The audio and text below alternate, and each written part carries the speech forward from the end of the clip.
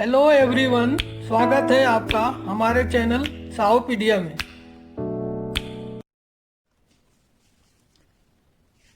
तो आइए आज के लेक्चर की शुरुआत करते हैं इस टॉपिक से जिसका नाम है प्रश्नावली 1.2। देखिए, हमने पिछले वीडियोज में ये सवाल हल कर दिया था। आज के वीडियोज में प्रश्न 2 लिया है हमने। इसको पढ़ के सुनाता हूँ। पूर्णांकों के निम्नलिखित युग्मों के एचसीएफ और एलसीएम ज्ञात कीजिए तथा इसकी जांच कीजिए कि दो संख्याओं का गुणनफल बराबर एचसीएफ गुणा एलसीएम है। ये जांच करना है। ये देखिए, पहला सवाल मैं ले रहा हूं। देखिए, इसका एलसीएम और एचसीएफ निकालने के लिए सबसे पहले इसको हम अभाज्य गुणनखंड निकालेंगे। 26 का अभाज्य गुणनखंड लिखेंगे। इसका सीधा सीधा सरल सरल है, 2 गुणा 13 होगा। और इसका निकालेंगे, इसका भी सीधा है, 7 गुणा 13 होगा। 13 से 91 हो गया। ठीक है। अब पहले पूछ रहा है एचसीएफ कैसे निकालते हैं। एचसीएफ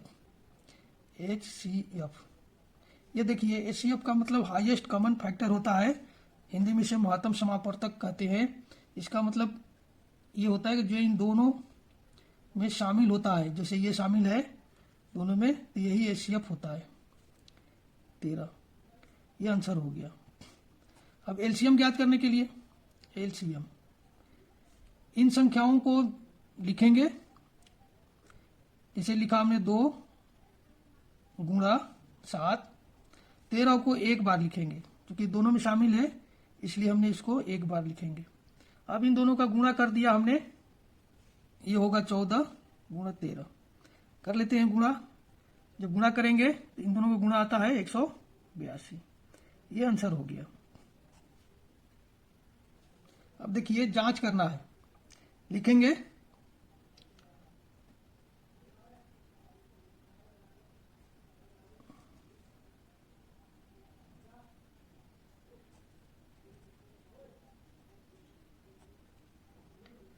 दो संख्याओं का गुणनफल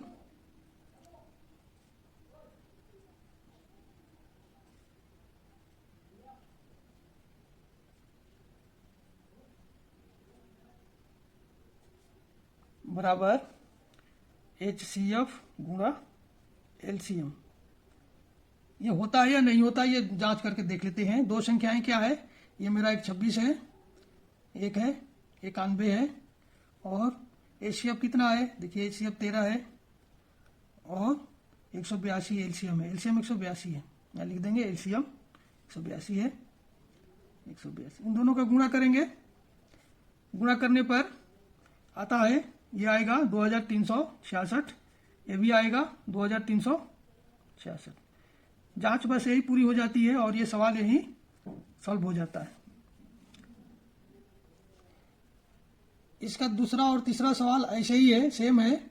या होमवर्क ले लीजिए।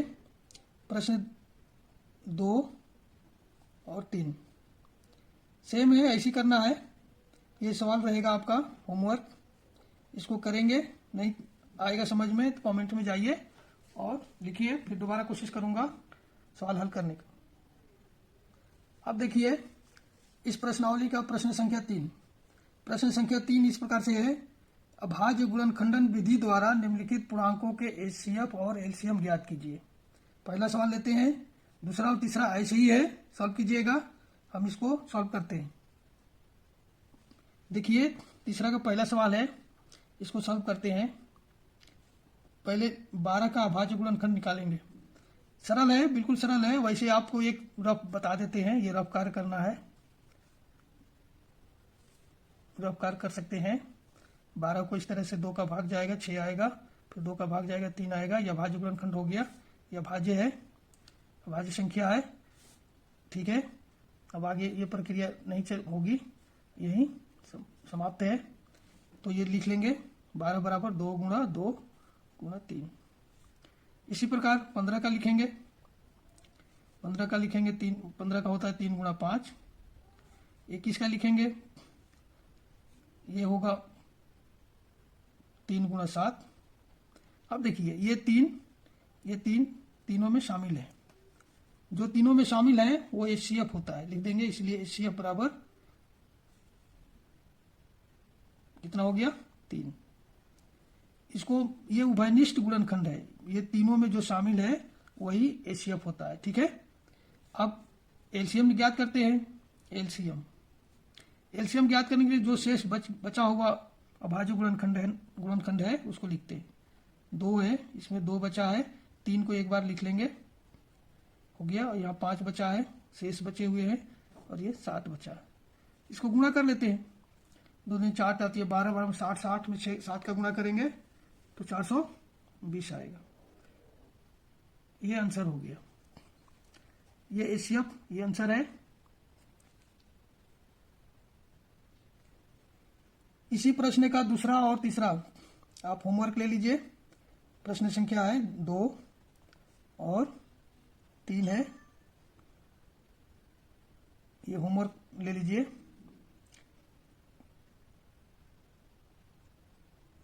ठीक है, आपका होमवर्क रहेगा। देखिए अगला प्रश्न है प्रश्न संख्या 4। HCF 306 657 का दिया हुआ है 9 है, तो एलसीएम इन संख्याओं का ज्ञात करना है। कैसे हल करेंगे? सॉल्व देखिए, लिखेंगे सॉल्व। कैसे हल करेंगे? सूत्र होता है, एक सूत्र है, सूत्र लिखेंगे। एलसीएम सूत्र होता है एलसीएम गुणा HCF बराबर संख्याओं का गुणनफल। ये जो 2 संख्याएं हैं इनका गुणनफल, संख्याओं का गुणनफल।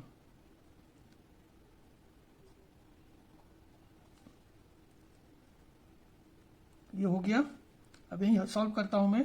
देखिए इसका HCF दिया हुआ है, एलसीएम निकालना है।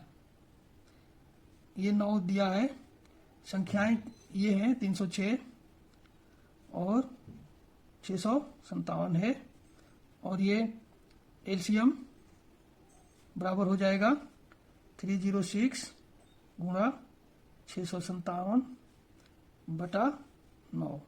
इसमें 9 का भाग देंगे तो कट जाएगा 3 4 34 हो गया। इसको गुणा करेंगे 34 में 657, जब गुणा करेंगे तो इसका आंसर आ जाएगा, इतना आएगा। अब इसको लिख लेंगे, ये आंसर हो गया। ये जो सवाल है इंपॉर्टेंट है, अभी बोर्ड में 2020 में पूछा गया है।